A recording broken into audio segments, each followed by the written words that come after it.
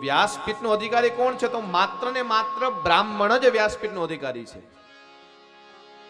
અત્યારે મજા આવે એમ બેસી જાય વ્યાસપીઠ ઉપર, નહીં. બ્રાહ્મણ જ વ્યાસપીઠનો અધિકારી છે. બ્રાહ્મણ સિવાય વ્યાસપીઠનો અધિકારી કોઈ નથી. કાલે મયુરભાઈ વાત કરી,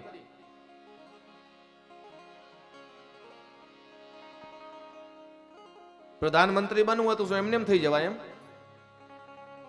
એની માટે ભોગ દેવો પડે. વ્યાસપીઠ ઉપર બેસવું હોય ને તો સાહેબ બ્રાહ્મણના કુળમાં અવતાર લેવો પડે, પછી વ્યાસપીઠ પ્રાપ્ત થાય. જ્ઞાન અત્યારે મજા આવે એમ બધા કથા કરતા હોય છે.